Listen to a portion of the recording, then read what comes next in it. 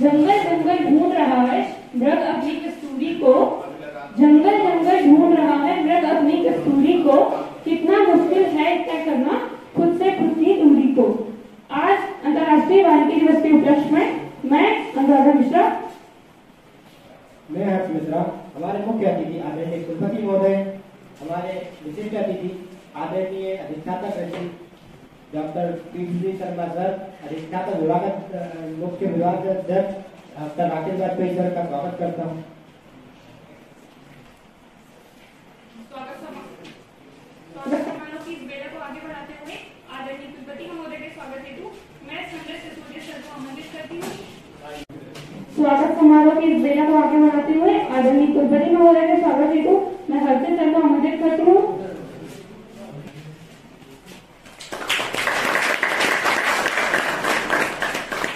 आदरणीय अधिष्ठाता कृषि शंकर महोदय सर के स्वागत हेतु मैं अलंकृता मैम को आमंत्रित करता हूँ।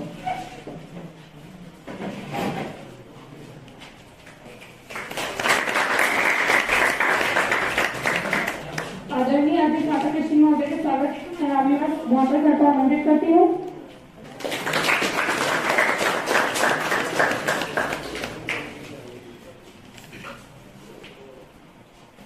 आदरणीय विभाग अध्यक्ष महोदय के स्वागत हेतु मैं दुर्वासी को आमंत्रित करती हूँ।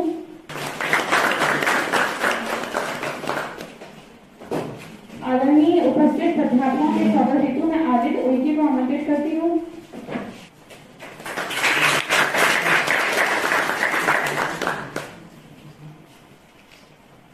अब मैं कार्यक्रम की अगली कड़ी में कुछ प्रस्तुति के लिए माननीय मुख्य अतिथि से आज्ञा चाहता हूँ।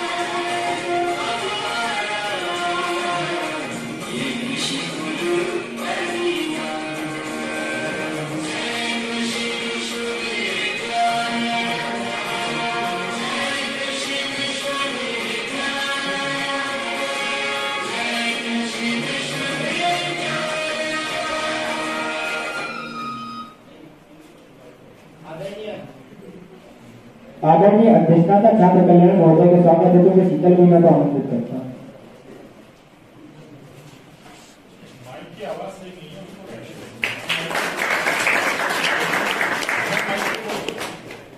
और मैं हमारे आदरणीय मुख्य अतिथि व विशिष्ट अतिथि महोदय से आग्रह करती हूँ कि वह आकर सरस्वती भूमि करें। वह मैं गायन समूह से अनुरोध करती हूँ कि वह मंच पर आकर सरस्वती वंदना का वाद्य करें।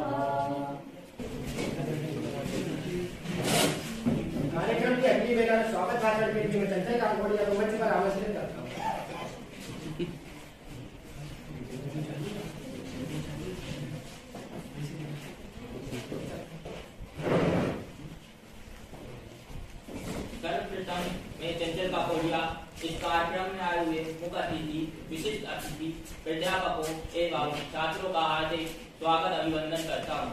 जैसा कि आप सबको ज्ञात है, हमारी पृथ्वी 33% जंगलों से घिरी हुई है। करीब 30 लाख से ज्यादा लोग अपने जीवन के लिए पूरी तरह से वनों पर ही निर्भर हैं।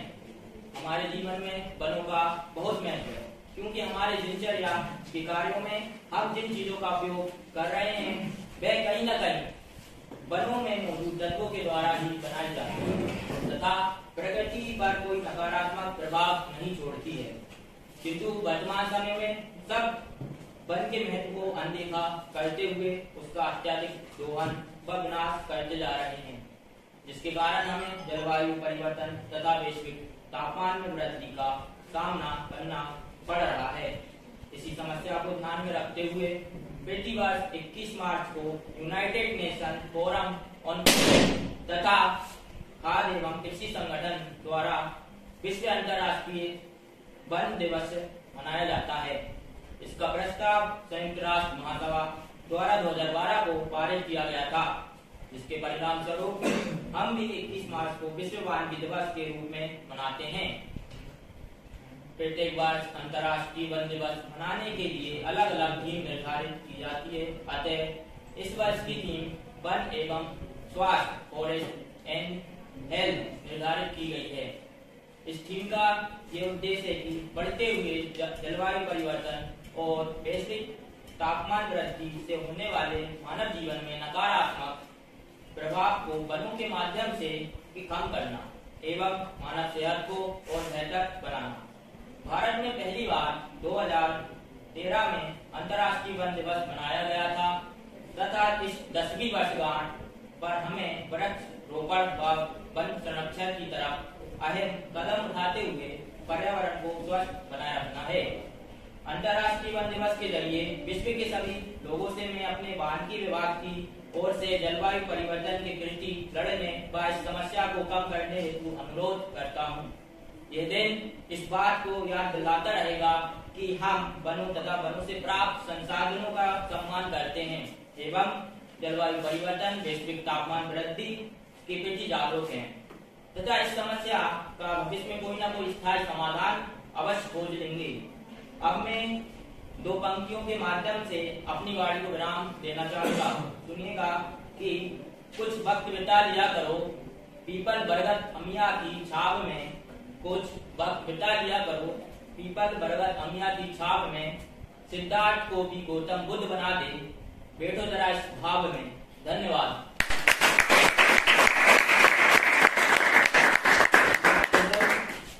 अब मैं इसी कार्यक्रम के बीच प्रकृति के अनूठे दृश्यों को गायन के तौर पर आप सभी के समक्ष प्रस्तुत करने के लिए रोचक चौरसिया को मंच पर आमंत्रित करता हूँ।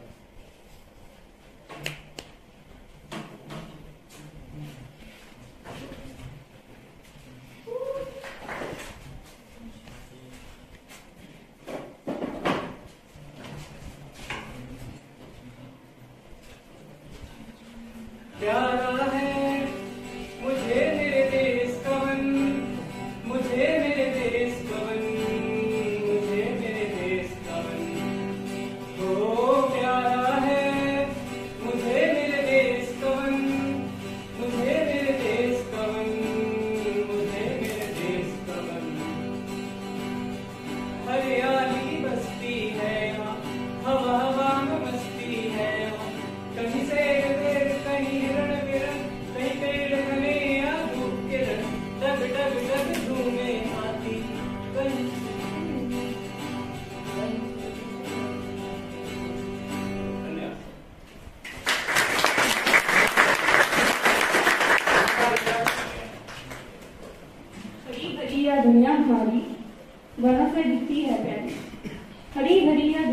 हमारी वनों से दिखती है प्यारी, इसे काट तू आपस न बुला, वन संरक्षण से तू कर यारी। और मैं पावर पॉइंट प्रेजेंटेशन के लिए दीक्षा शर्मा को मंच पर आमंत्रित करना चाहती हूँ। दीक्षा।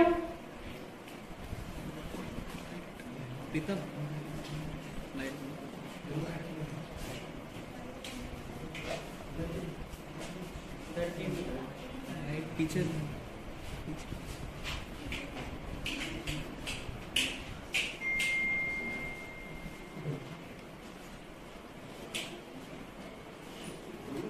Good evening, one and all present here. My name is Diksha Sharma, and on the occasion of International Day of Forest, I make a small presentation on forest and health.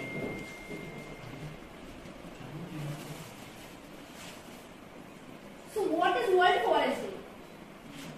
The United Nations General Assembly proclaimed 21 March the International Day of Forest in 2012 to celebrate and raise awareness of the importance of all types of forests. Theme for 2023 is Forest and Health. The forest, human health and nutrition. Forests provide directly or indirectly important health benefits for all people. Biodiversity-rich forest ecosystems provide edible products that contribute to a healthy diet, such as fruits, leaves, and vast number of medicinal plants. Forest environmental services include provision of fresh water resources, flood control, soil fertility, microclimate stabilization, and habitat for biodiversity. Inadequate dietary intake leads to weight loss, lower immunity, that leads to disease incidence, duration severity, and that leads to appetite loss, nutrition loss, malabsorption, and that leads to inadequate dietary intake, and the malnutrition infection cycle continues. And forest also provides us with opportunities for physical health activities and of course various nutritional products. Forest contributions to the health of people living in or near forests. A study analyzing household income data from 7,975 rural households in 24 developing countries across 3 continents found that 77% of the household harvested wild food subsistence. Role of forest in the health of urban populations and industrialized societies. Forest products and healthy diets. Forest pharmaceuticals, mental, psychological and social health benefits associated with forest. Rising epidemics and pandemics due to increasing deforestation. Depleted forest biodiversity, wildlife trade, deforestation and forest degradation can create enabling conditions for transmission of dangerous novel pathogens to humans. The mismanagement of forested landscapes and their wildlife has been associated with the spread of viruses and other pathogens that threaten humans, including Ebola, HIV and Zika virus. The maintenance of healthy forests in the landscape needs to be an integral part of the strategies to reduce risk of epidemics.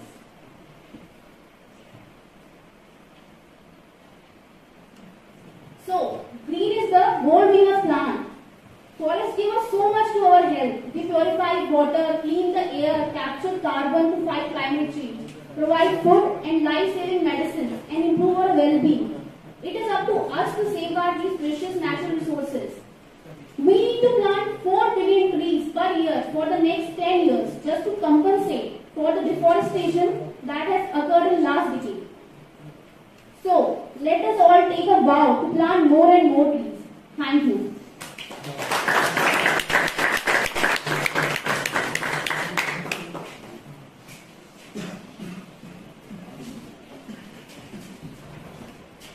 धन्यवाद दीक्षा। अब मैं इस कार्यक्रम को आगे बढ़ाते हुए वानिकी प्रथम वर्ष के छात्र छात्राओं को नाटक के माध्यम से वानिकी व स्वास्थ्य का संदेश देने के लिए आमंत्रित करती हूँ, जिसका विषय होगा वन संरक्षण एवं स्वास्थ्य।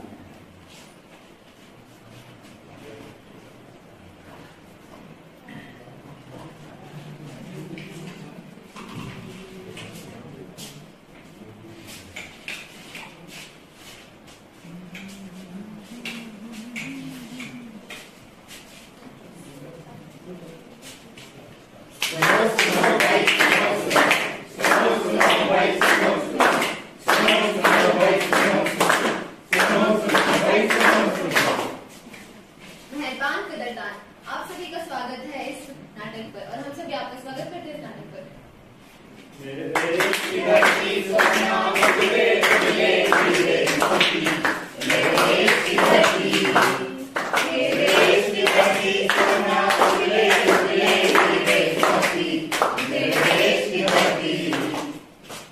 कहाँ है सोना, कहाँ है मोती, कहाँ है सोना, कहाँ है मोती, हम सब ने मिलकर बुझा दी है इस धरती की ज्योति, हम सब ने मिलकर बुझा दी है इस धरती की ज्योति।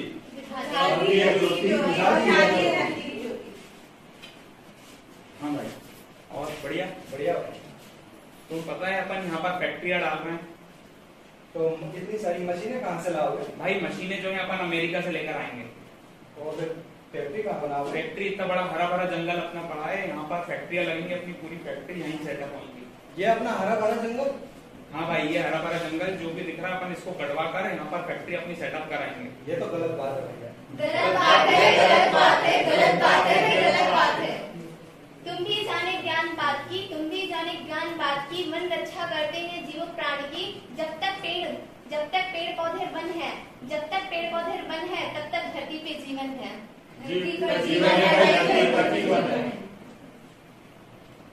वन वृक्ष को मत काटिए, आप वन वृक्ष को मत काटिए, आप प्रकृति नहीं करेगी माफ, प्रकृति नहीं करेगी माफ। वृक्ष शुद्ध वायु देते हैं जिनसे मिलती है लंबी आयु है। लंबी आयु। वृक्ष देते हैं हम सबको।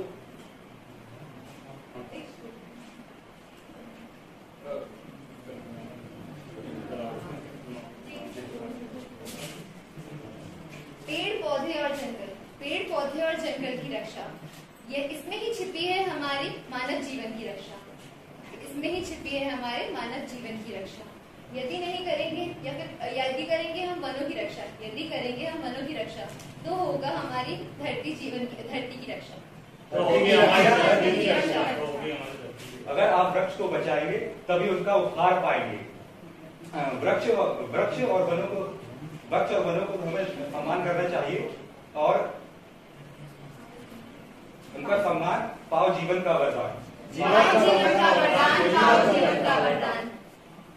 अगर करोगे आप वनों की सुरक्षा, अगर करोगे आप वनों की सुरक्षा, तो होगा जीवन आपका सुरक्षा। अगर करोगे आप वृक्षों की रक्षा, अगर करोगे आप वृक्षों की रक्षा, तभी होगा आपका जीवन सुरक्षा, तभी होगी आपकी जीवन सुरक्षा।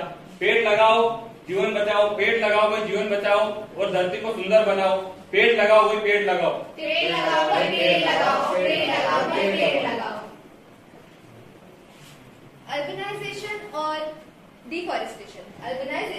डिफॉरेस्टेशन से बढ़ रहा है पॉल्यूशन से बिगड़ रहा है हम सभी का स्वास्थ्य, पॉल्यूशन से बिगड़ रहा है हम सभी का स्वास्थ्य। यदि आप चाहते हैं, आप सभी चाहते हैं रहना स्वस्थ, तो आपको हम लोगों का योगदान देना होगा और करना होगा वृक्षारोपण में, और होना होगा आपको वृक्षारोपण में व्यस्त। आप सभी को होना होगा वृक्षारोपण में व्यस्त। मैं समझ गया हूँ मेरी गलती है, तो आज सभी सब प्रण लेते हैं कि हर साल हर व्यक्ति एक पौधा अवश्य लगाएगा। ये हमारा कर्तव्य है, इसलिए हम इसका पालन करेंगे। Stop deforestation and start afforestation. Stop deforestation and start afforestation. Thank you. अब मैं हमारे विशिष्ट अतिथि विभागाध्यक्ष डॉक्टर राकेश बाचे सर को अंतर्राष्ट्रीय वानिकी दिवस के उपलक्ष्य पर अपने विचार प्रकट करने को आमंत्रित करता हूँ। कुर्सियां आएंगे।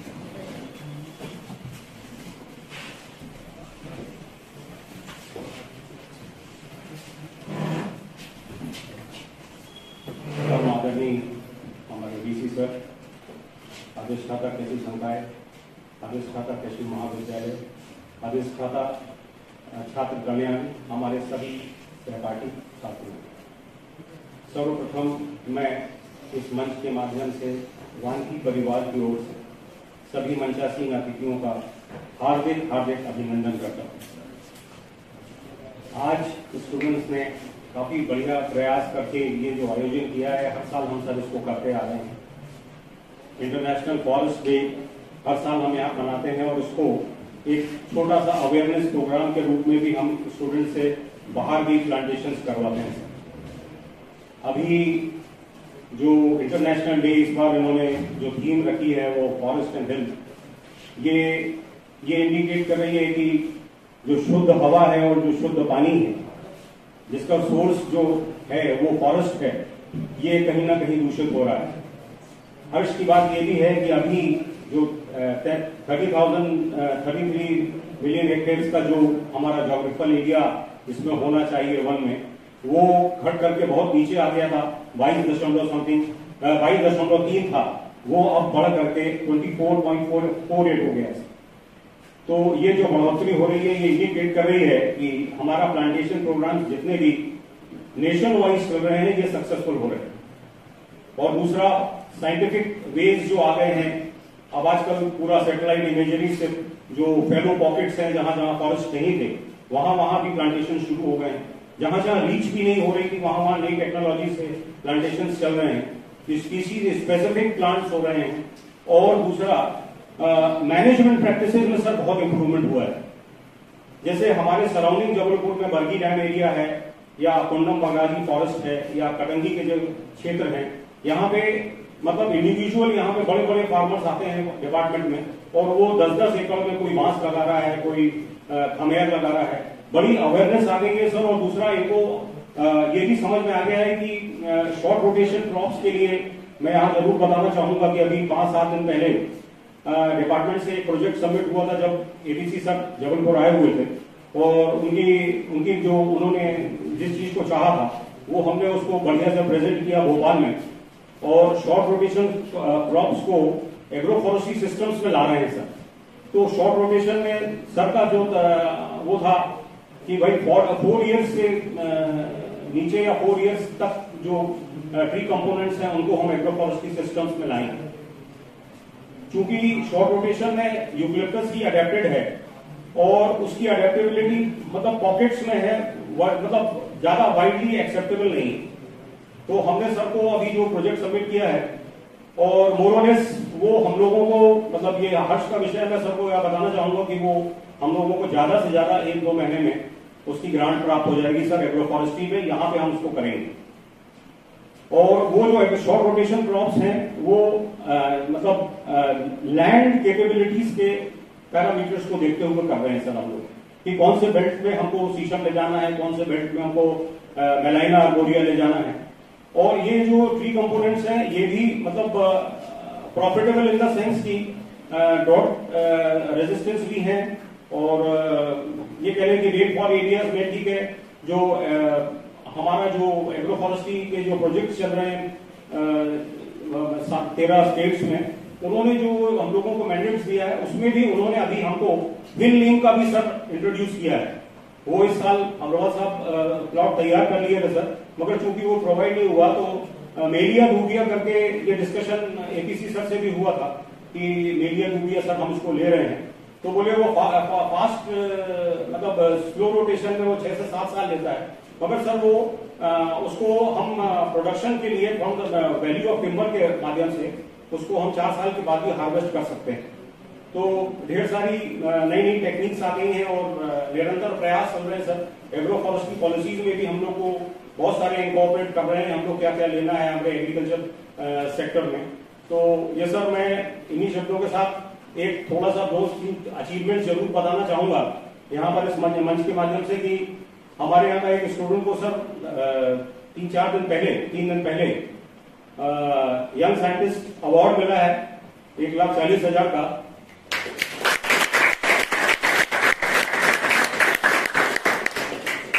इनको 20,000 कैश है और बाकी इनको रिसर्च के लिए जो बचा रहेगा वो रिसर्च के लिए है। इनका बहुत अच्छा ट्रायल है सर। डायरेक्टर काफरी आए थे जब अभी 6 महीने पहले, तो उन्होंने भी बहुत अप्रिशिएट किया। और वो जो एरिया है वो बड़ा वैसा आइसोलेटेड है और बड़ा हिम्मत से इन्होंने उस चीज को पूरा जो इनका क्रॉप रोटेशन का था वो पूरे इन्होंने बड़े बखूबी उसको किया है। इसके पहले का एक स्टूडेंट है सर सत्यजीत कार, वो ARS में भी सिलेक्ट हुआ और ACF हो गया है सर उड़ीसा स्टेट सर्विसेज में। और एक सबसे बड़ा अचीवमेंट ये था कि बहुत ये जो नए अचीवमेंट्स हो रहे हैं उसमें एक सुभाष्मिता हमारे यहाँ PhD स्टूडेंट है, उसको UGC की फेलोशिप मिली है सर, वो अभी तक किसी को नहीं मिली। और इन्हीं शब्दों में और सर हमारे यहाँ 3-4 स्टूडेंट नेट भी निकाले हैं। तो निरंतर हम लोग सर प्रयास कर रहे हैं, सभी टीचर्स के माध्यम से, सभी हम लोग जैसे आप लोगों का आशीर्वाद से फॉरेस्ट्री निरंतर हम कोशिश कर रहे हैं कि अपना एक आइडेंटिकल स्टेटस बना ले सर। इन्हीं शब्दों के साथ सर मैं पुनः आप सभी का अभिनंदन करता हूं सर वानिकी परिवार के।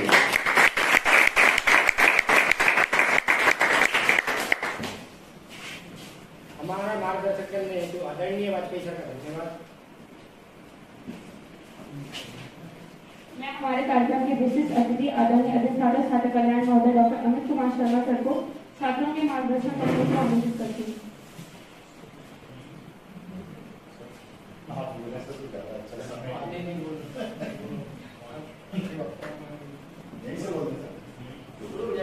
आवाज अच्छी है, पहुंच जाएगी ना बच्चों। श्रद्धेय माननीय कुलपति प्रोफेसर प्रमोद कुमार मिश्रा सर, अधिष्ठाता कृषि संकाय डॉक्टर वीरेंद्र खरे सर, अधिष्ठाता कृषि महाविद्यालय Jabalpur doctor T Sharma sir, और जिनके मार्गदर्शन में समूचा आज वानिकी दिवस का कार्यक्रम हो रहा है, हमारे श्रद्धेय senior doctor Rakesh Vajpayee sir, doctor Agarwal sir, यहाँ उपस्थित सभी फैकल्टी मेंबर, प्रिय छात्र छात्राओं, इस अवसर पर मैं समझता हूँ वानिकी के छात्रों को और वानिकी के फैकल्टी को अंतर्राष्ट्रीय वानिकी दिवस की महत्ता बताने की आवश्यकता मैं महसूस नहीं करता।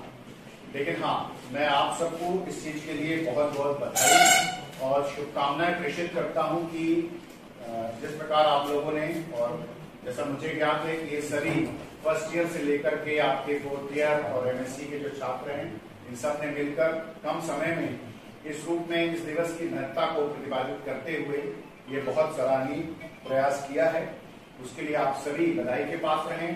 और जिस तरह से आपने इस पूरे वानिकी दिवस को एक अल्प समय में रोचक बनाने का, चाहे वो गीत के माध्यम से हो, चाहे भाषण या प्रेजेंटेशन के माध्यम से हो, या नुक्कड़ नाटक के माध्यम से वो प्रयास किया है, वो सराहनीय है। और मैं समझता हूँ कि आगे आप लोग किसी प्रकार इस महत्ता को इस रूप में प्रतिपादित करेंगे, जैसा अभी वाजपेयी सर ने बताया। और जैसे मेरे ख्याल से मैं सही नाम ले रहा हूँ तो माखन जो है उनकी उपलब्धि है, और ये वाकई में आज सवेरे भी हमसे आकर के मिले, बड़े गर्व का विषय है। और जहां तक वानिकी विभाग का प्रश्न है, मैं खुद यहाँ का छात्र रहा हूँ, मेरे सहपाठी यशपाल यहाँ पर बैठे हुए हैं। उस दौर से हम लोग जानते हैं कि वानिकी के जो छात्र हैं वो कुछ विशेष प्रतिभा रखने वाले छात्र होते हैं। इसी कारण कोई भी दौर रहा हो, चाहे वो आपके गवर्नमेंट सेक्टर हो, प्राइवेट सेक्टर हो, या फिर उद्यमिता का क्षेत्र हो, हमारे वानिकी के छात्र जो हैं उन्होंने और छात्राओं ने हमेशा बढ़ चढ़कर इस विश्वविद्यालय के नाम को गौरवान्वित किया है। और अभी हम लोगों ने जो एग्रीकॉन का प्रोग्राम किया था, उसमें डॉक्टर वीएम ओझा साहब हमारे सीनियर आए थे।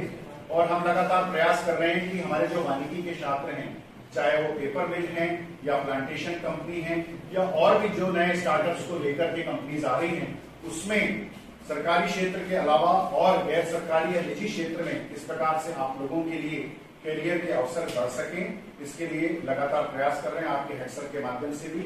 और मैं एक बार पुनः आप सबको बहुत बहुत इस बात की शुभकामना दूंगा, धन्यवाद दूंगा।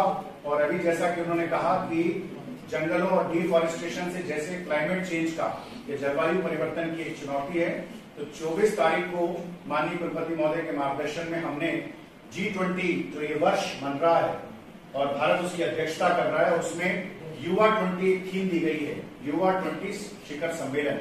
उसको दृष्टिगत रखते हुए एक अंतर महाविद्यालयीन वाद विवाद प्रतियोगिता का आयोजन किया है, और ये कृषि अभियांत्रिकी महाविद्यालय के आर्या सभागार में आयोजित होगी, जिसमें जबलपुर एग्रीकल्चर इंजीनियरिंग और सहित हमारे जितने महाविद्यालय हैं उनके छात्र आकर के अपनी प्रतिभा का प्रदर्शन करेंगे।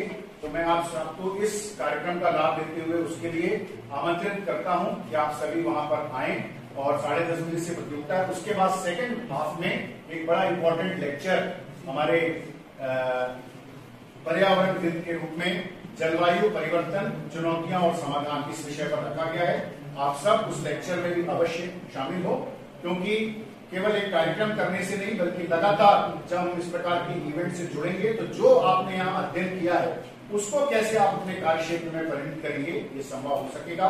एक बार पुनः आपने मुझे आमंत्रित किया, इतना खूबसूरत आयोजन किया और बड़े मनोयोग से आप सब लोगों ने जुड़ करके इसको सार्थकता प्रदान की, इसके लिए बहुत बहुत धन्यवाद।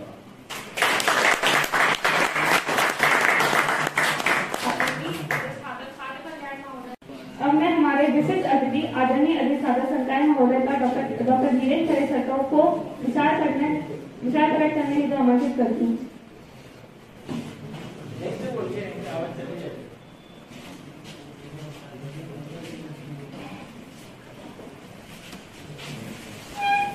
खड़ा होने में दिक्कत होती है।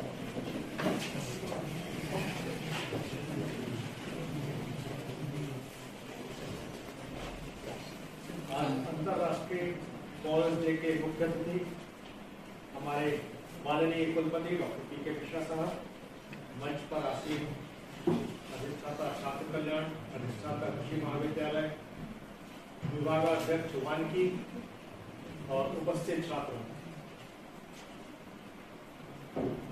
फॉरेस्ट की इम्पोर्टेंस सभी को पता है और आप सब उसके विशेषज्ञ बनने वाले हैं। लेकिन मध्य प्रदेश भी फॉरेस्ट के लिए अपना एक विशिष्ट स्थान रखता है और मध्य प्रदेश के जंगल केवल भारत में ही नहीं विश्व में अपना स्थान रखते हैं और इस पर बहुत सारे अध्ययन होते हैं। उसके साथ साथ हमारे महाविद्यालय में भी बहुत सारे प्लांटेशन हुआ है। इतने वर्षों में हमारे महाविद्यालय के इस जो जबलपुर कैंपस है उसमें कितने वृक्ष हैं, कितनी स्पीशीज हैं, आज तक हमने कितनी स्पीशीज को रिपोर्ट किया है, कितने माइक्रो ऑर्गेनिज्म को रिपोर्ट किया है, कितने इंसेक्ट्स को रिपोर्ट किया है, कितने वीड्स को रिपोर्ट किया है, कितनी क्रॉप्स में काम किया है, इस पर इस महाविद्यालय के विश्वविद्यालय के वैज्ञानिकों ने मिलकर एक कार्य किया जिसमें आपके यहाँ के विद्यार्थी भी सम्मिलित हैं और उसका एक डॉक्यूमेंट पूरा पब्लिश किया गया कि इस विश्वविद्यालय ने आज तक कितना प्राप्त किया है। तो अगर मैं उसको देखकर बात करता हूं तो आज तक इस विश्वविद्यालय में अभी जब हमने अपने महाविद्यालय का जो एरिया है 511.72 हेक्टेयर का जबलपुर में, इसमें कुल 19,422 वृक्ष है। 19,422 वृक्ष है। इसका जो गणना की है वो आप ही विद्यार्थियों ने आपके विभागाध्यक्ष के मार्गदर्शन में इसका अध्ययन किया है, जिसमें कुल 239 स्पीशीज है। जो 19,422 वृक्ष हैं वो 239 स्पीशीज को रिप्रेजेंट करते हैं और पर हेक्टेयर डेंसिटी 34 ट्रीज की। हमारे इस कैंपस में जो डेंसिटी है वो 34 ट्रीज पर हेक्टेयर है और जो रिकमेंडेड है वो 32 ट्रीज पर हेक्टेयर।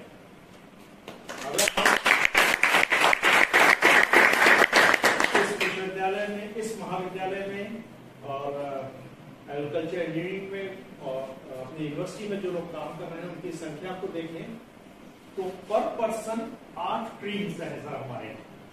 8 ट्रीज पर पर्सन है और जो एक अच्छा नंबर है।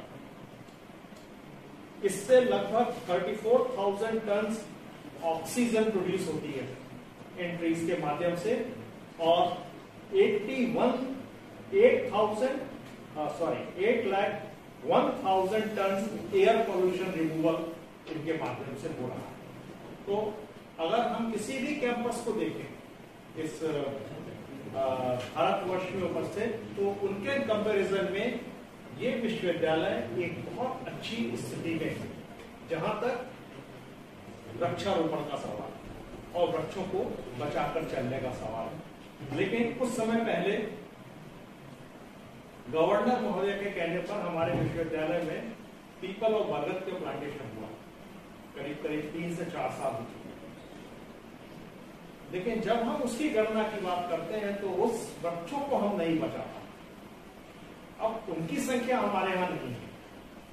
तो ये एक थोड़ा सा हमारा एक नेगेटिव पॉइंट है कि हम वृक्षारोपण करते हैं लेकिन उससे बचने वाले वृक्षों की संख्या कम है। शायद आप लोगों को ये पता होगा कि टीक हमारे यहाँ का बहुत अच्छा मध्य प्रदेश का एक पहचान है। तो इतने सारे टीक के वृक्ष, क्या टीक एमपी का ओरिजिनेट है? क्या टीक वृक्ष एमपी का है? तो ये हिस्ट्री कैसे हुई, कैसे इसका फॉरेस्ट एमपी में बन गया। इस टीक का प्लांटेशन किया गया। कितने बड़े बड़े जंगल हैं मध्य प्रदेश में टीक के, और ये प्लांटेशन किए गए। और ये ब्रिटिशर्स का काम था जिन्होंने यहाँ पर प्लांटेशन कराया। तो जब बाहर वाला इतना कर गया है तो ये हमारी जिम्मेदारी बनती है कि हम उससे ज्यादा करें। और हम को पूरी उम्मीद है, पूरी आशा है कि आप में वो क्षमता है कि आप उससे अच्छा कर सकते हो। आप प्रत्येक में ये क्षमता है कि आप उससे अच्छा कर सकते हो। और मध्य प्रदेश जो वनों के लिए जाना जाता है वो हमेशा ही वनों के लिए जाना जाएगा, ये मैं आशा करता हूं। इसके साथ एक छोटी सी चीज और मैं बताऊं, आपने एंटोमोलॉजी पढ़ी होगी क्योंकि आपके हेड साहब एंटोमोलॉजी से हैं। हमारे यहाँ एक साइंटिस्ट हुए जिनके नाम से एक स्पीशीज का नाम रखा गया इंसेक्ट। तो आप उस तरह के विश्वविद्यालय में पढ़ रहे हैं कि जहां इतने बड़े बड़े काम हुए कि उस साइंटिस्ट के नाम से एक इंसेक्ट के स्पीशीज है, दैट इज रियोडारस आर्गोमाइजेस गंगराडी। डॉक्टर गंगराडी थे जिनके नाम से एक इंसेक्ट की स्पीशीज का नाम रखा गया। तो मैं ये बताना चाह रहा हूं कि आप बहुत सेफ हैंड्स में हैं। आप वैसे शिक्षकों के साथ हैं जिनको आपको बहुत अच्छे से कैलिब्रेट करके बहुत उपयोगी बनाने की जिनमें क्षमता है, और आप बहुत अच्छे से उस कार्य को कर सकते हैं। केवल अपने एम को देखें, आगे बढ़ें, और प्रत्येक में वो क्षमता है। और मैं ये जानता हूं कि आज का विद्यार्थी शिक्षक से ज्यादा कामयाब हो सकता है। केवल उसको उस रास्ते पर चलना है, और आप उस रास्ते में चल के देखिए, आप बिल्कुल आगे बढ़ेंगे। तो आज के इस कार्यक्रम में आप सबने मुझे आमंत्रित किया, इसके लिए बहुत बहुत धन्यवाद। और आज फॉरेस्ट डे की मैं आप सबको बहुत बहुत बधाई देता हूँ।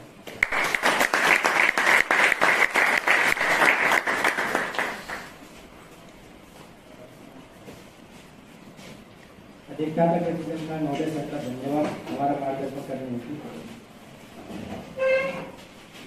आदरणीय अधिष्ठाता प्रेसिडेंट महोदय सर को मैं अपने शब्दों में शुभारंभ करने के लिए आमंत्रित करता हूँ।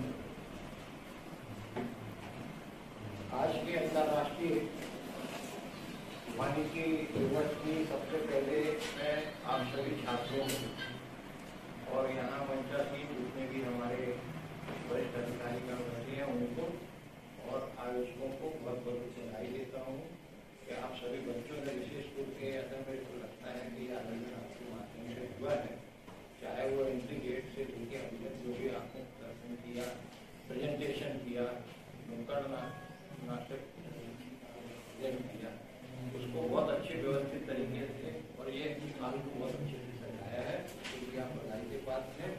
और आज के आयोजन को करके हमारे साथी डॉक्टर धीरेन्द्र खरे साहब, अधिष्ठाता कृषि संकाय, dean college of agriculture Jabalpur doctor Sharma ji, DSW साहब डॉक्टर अमित शर्मा जी, और विभागाध्यक्ष डॉक्टर वाजपेयी जी, राकेश वाजपेयी जी, अग्रवाल साहब, सभी फैकल्टी मेंबर, जसपाल जी, वो भाग साहब चले गए, और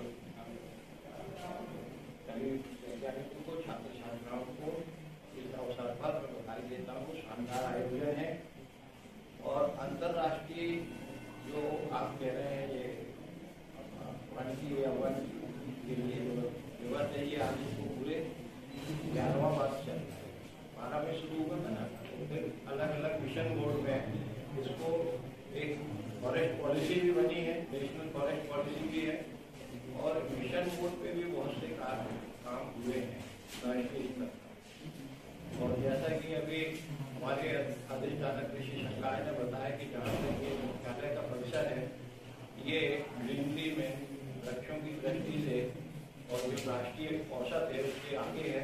तो इस सब में कहीं ना कहीं आप सभी की और प्रत्येक व्यक्ति की भूमिका रही है कि ये मतलब यहाँ इतना व्यवस्थित हरा भरा ये विश्वविद्यालय है।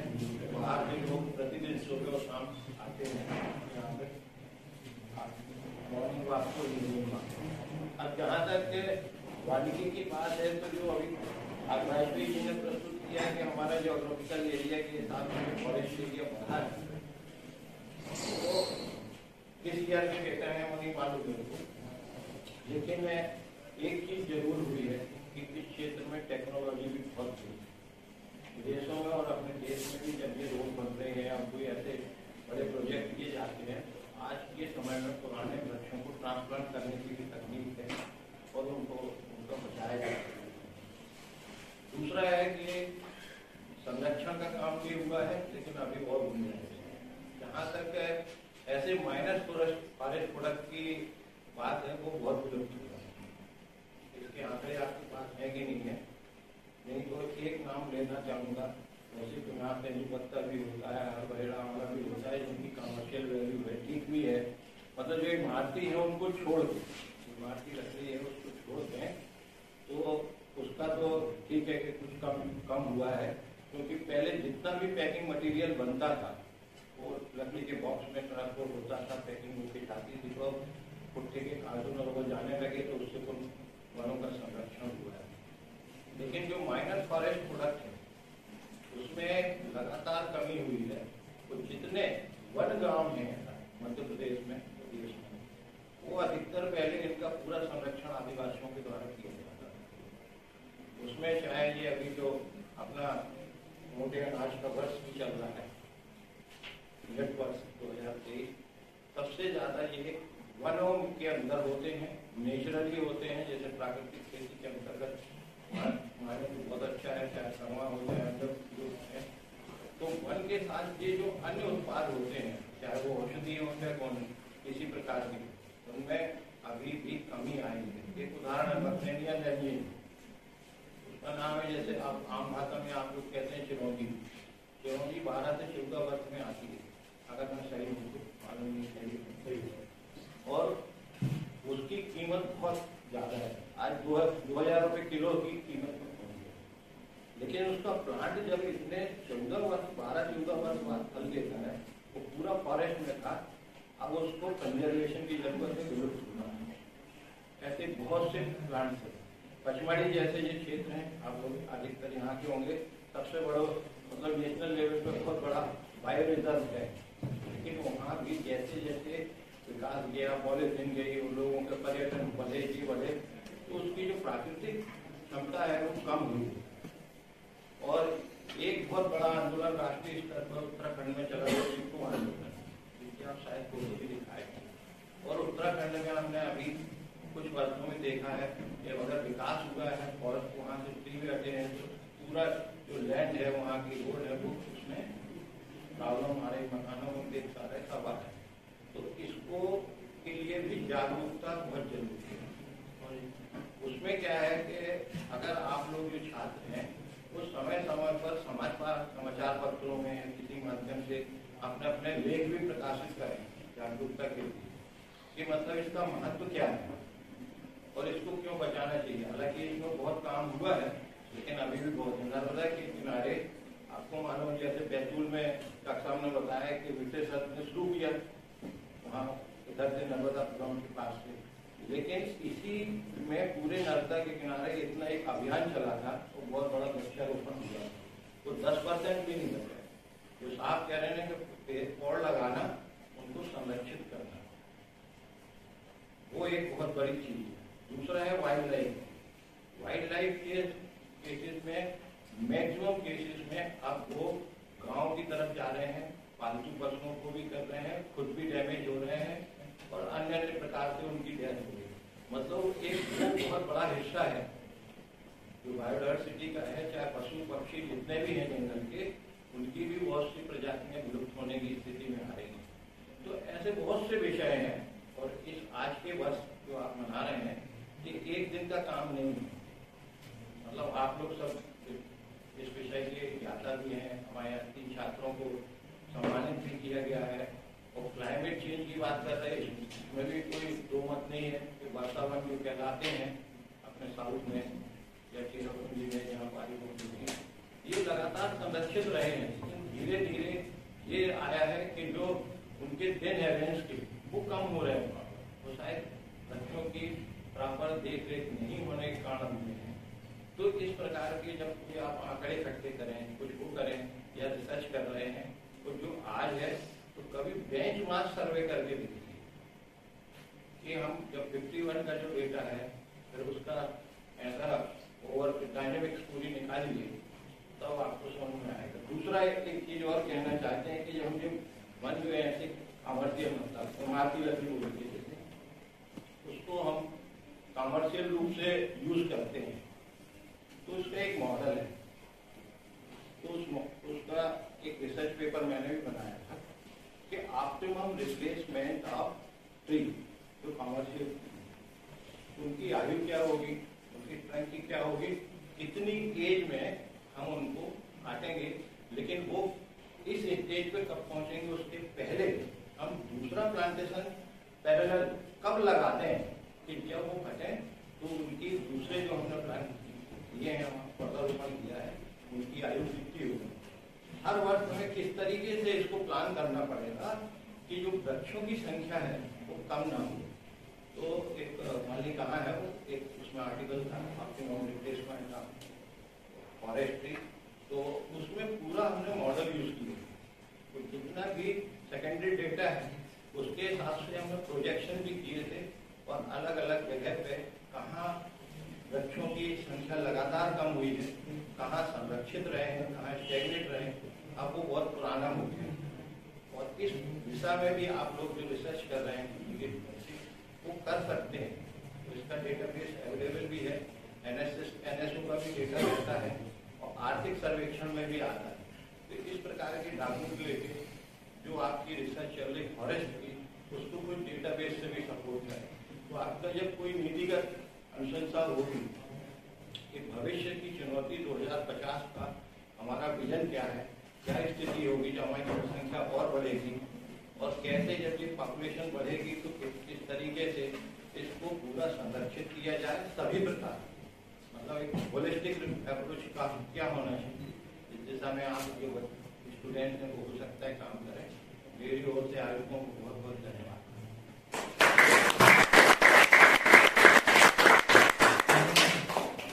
अपने अभिभाषण से हमारा मार्गदर्शन करने के लिए आदरणीय कुलपति महोदय का धन्यवाद।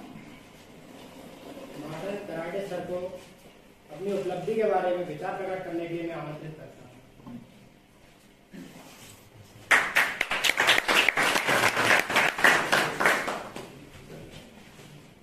सबसे पहले मैं हमारे माननीय कुलपति सर को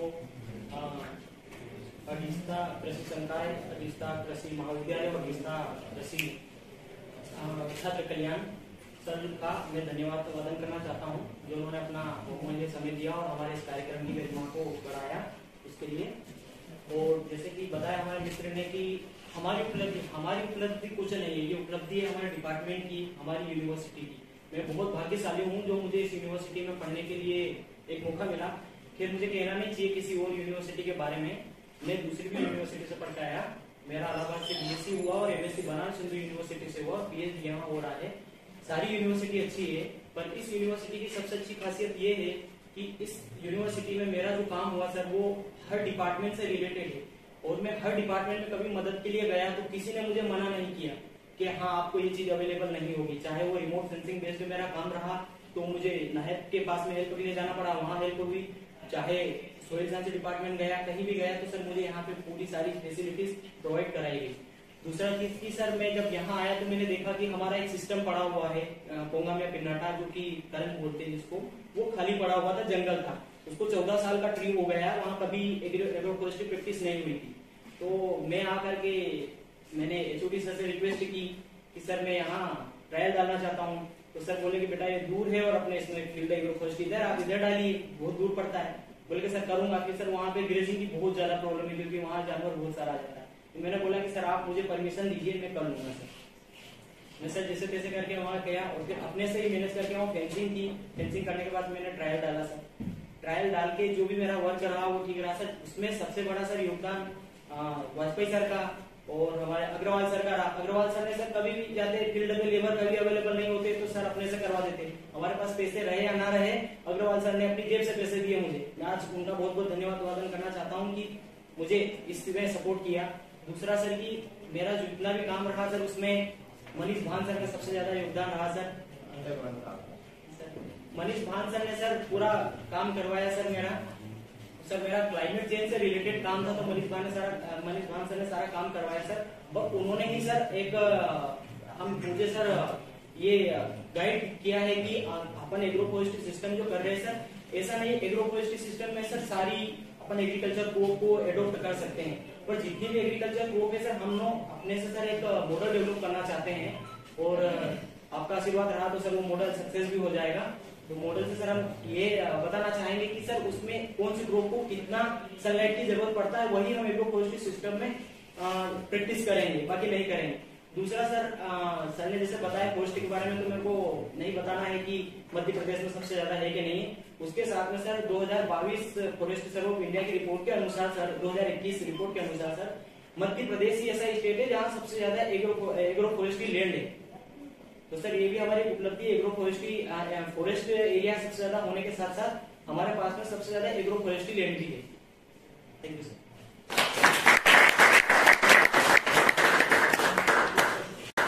धन्यवाद माखन सर। कड़ी धूप है जलते हैं पाँव, होते भ्रष्ट मिलती छाँव। कड़ी धूप है जलते हैं पाँव, होते भ्रष्ट मिलती छाँव। बंजर धरती करे पुकार, पेड़ लगाकर करो सजा। इन्हीं पंक्तियों के साथ हमारे अतिथि महोदय का आभार प्रकट करने हेतु धीरज प्रजापति को मंच पर आमंत्रित करता हूं।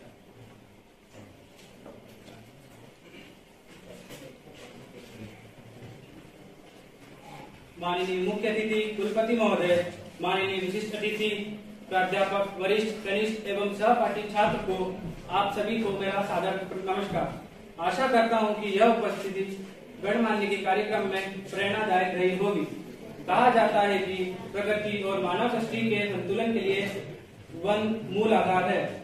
यह स्पष्ट है कि आरंभ से लेकर आज तक वनों की आवश्यकता एवं उपयोगिता बनी रही है, आगे भी बनी रहेगी। वन तरह तरह के फल फूलों, वनस्पतियों और जड़ी बूटियों का स्थल है, पशु पक्षियों के आश्रय का स्थल है। लाखों लोग प्रत्यक्ष या अप्रत्यक्ष रूप से वनों पर निर्भर है। यह सामान्य ज्ञान है कि पौधे ऑक्सीजन देते हैं और कार्बन डाइऑक्साइड का अवशोषण करते हैं। इस प्रकार वनों के और भी अनेक जीवन महत्व एवं उपयोग गिनाए जा सकते हैं, परंतु आज के समय में वनों का शोषण किया जा रहा है। दिनों दिन बढ़ती जनसंख्या के कारण कृषि, उद्योग, आवास, व्यवसाय, शहर आदि दूसरे उद्देश्यों की पूर्ति के लिए वनों को हटाया जा रहा है, जिसके परिणाम स्वरूप जलवायु परिवर्तन, वैश्विक तापमान वृद्धि, वन जीवन लोपन जैसी भयावह समस्या मानव जाति के सम्मुख आकर खड़ी होती है।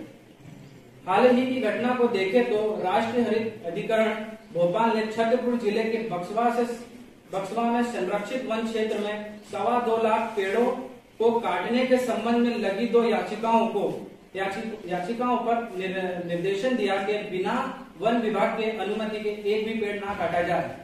इन्हीं समस्या को मद्देनजर रखते हुए विश्वविद्यालय के वानिकी विभाग की ओर से बूझ दर पर काम किया जा रहा है। जैसे विभाग की पौध रोपड़ी में पौधे लगाकर किसानों को निःशुल्क वितरित किए जाते हैं। वानिकी छात्र अपने वानिकी कार्य अनुभव प्रशिक्षण एवं अन्य वानिकी प्रशिक्षण कार्यक्रमों के दौरान किसानों को वन के महत्व एवं उपयोगिता के लिए जागरूक करते हैं एवं वृक्षारोपण में अग्रणी भूमिका निभाते हैं। वानिकी स्नातकोत्तर के कृषि वानिकी पाठ्यक्रम में वानिकी प्रयोग एवं प्रयास किए जाते हैं। यहाँ पर मैं महोदय का ध्यान केंद्रित करते हुए कहना चाहता हूँ कि कुछ इच्छित छात्रों को छोड़कर अन्य कई वानिकी छात्र कृषि वानिकी स्नातकोत्तर में प्रवेश लेने में असमर्थ रह जाते हैं।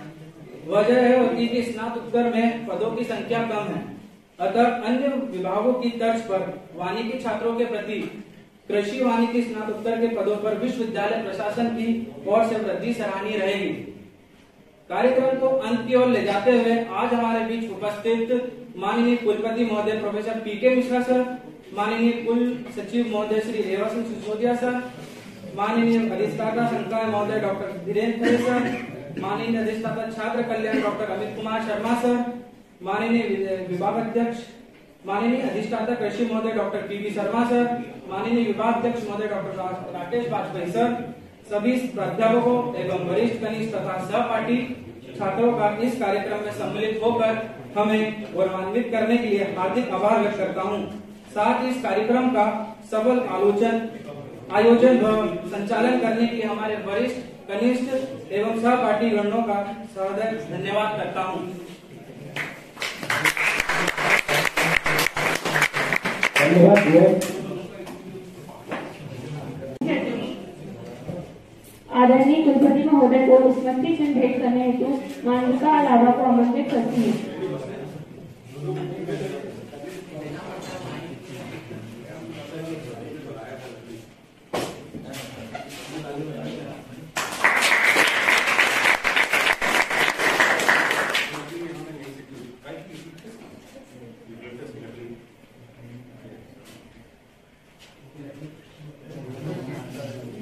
विशिष्ट अतिथि आदरणीय अधिष्ठाता कृषि संकाय महोदय को स्मृति चिन्ह भेंट करने हेतु मैं रामपुर को आमंत्रित करती हूँ।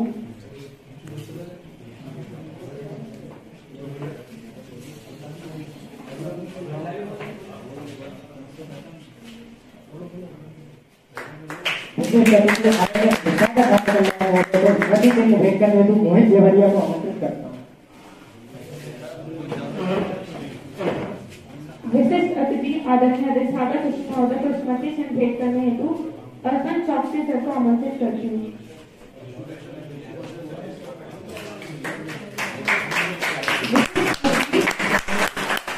विशिष्ट अतिथि आदरणीय विभागाध्यक्ष महोदय को स्मृति चिन्ह भेंट करने हेतु धीरज पाटीदार को आमंत्रित करती हूँ।